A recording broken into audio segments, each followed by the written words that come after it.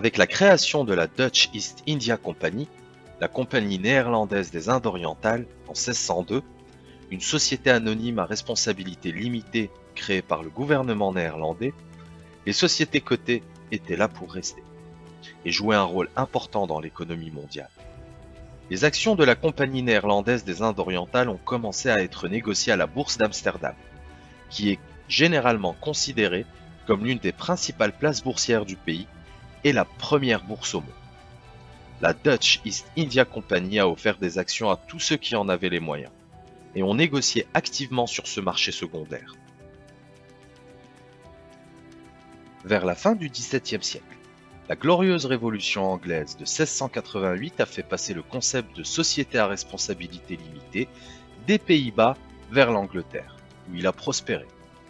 Dans la glorieuse révolution, le néerlandais Guillaume III, prince d'Orange, de concert avec les députés anglais, envahit l'Angleterre, déposa le roi catholique Jacques II et devint roi d'Angleterre.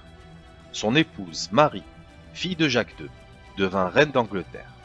Selon Gottesman, en 1695, les sociétés anonymes représentaient 1,3% de la richesse nationale britannique.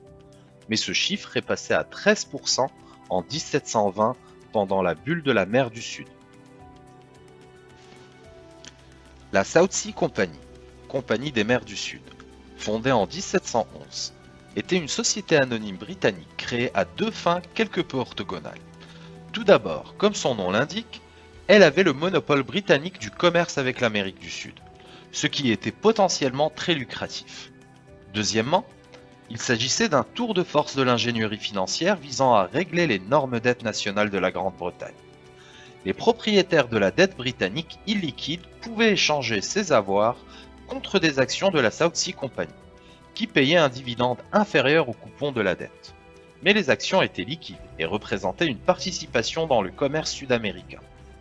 Pendant ce temps, le gouvernement britannique a consolidé une grande partie de sa dette en un prêt de la South Sea Company à un taux d'intérêt inférieur.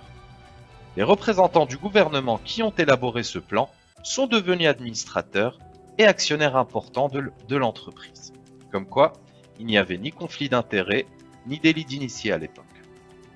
Bien que de nombreuses personnes intéressées par l'investissement ou l'histoire européenne aient entendu parler de la South Sea Company et de sa bulle boursière, peu de gens savent qu'une partie importante du commerce sud-américain consistait à fournir des esclaves africains aux colonies espagnoles en Amérique du Sud.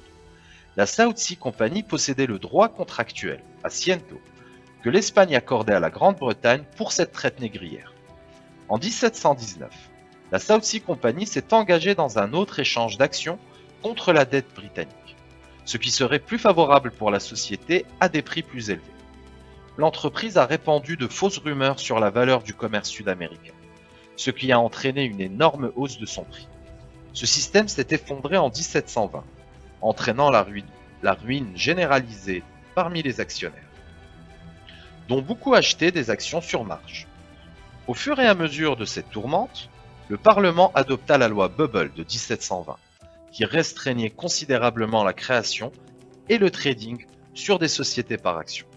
Elle exigeait, entre autres choses, une charte royale et une loi du Parlement pour créer une société par action. Au même moment, vers 1715, John Law, un banquier écossais, convainquit le régent de France, Philippe d'Orléans, qu'il pouvait éliminer la dette du gouvernement français grâce à un système de crédit basé sur le papier-monnaie. En 1716, il créa la Banque Générale, qui avait l'autorité d'émettre des billets. L'année suivante, il fonda la Compagnie d'Occident, dont le capital provenait de la vente d'actions de 500 livres, payables uniquement en billets émis par le gouvernement. Peu à ce temps, en 1719, la Compagnie des Indes et de Chine furent réunies à la Compagnie Mississippi, et son cours se vit multiplié par deux. En ces temps-là, la société prit le nom de la Compagnie des Indes. Nous continuerons de l'appeler Compagnie Mississippi pour éviter la confusion avec les autres compagnies néerlandaises et britanniques.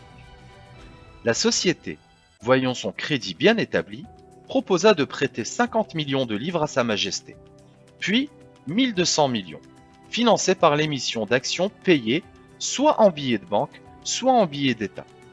Le succès du projet était tel que les Français prenaient goût à ces actions qui leur apportaient tant de richesses.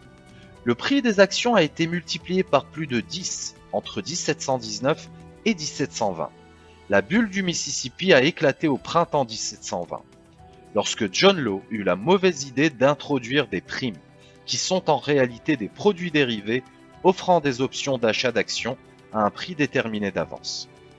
Vu que la cession d'une action leur permettait d'acheter 10 primes, les spéculateurs se mirent à vendre leurs actions pour souscrire à des primes qui leur offraient un effet de levier.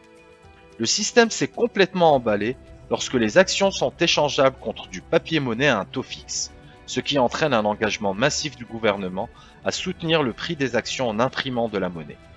Cette année 1720 a été l'année de tous les cracks, à commencer par la Compagnie Mississippi, que l'on peut considérer comme le premier krach boursier de l'histoire des actions.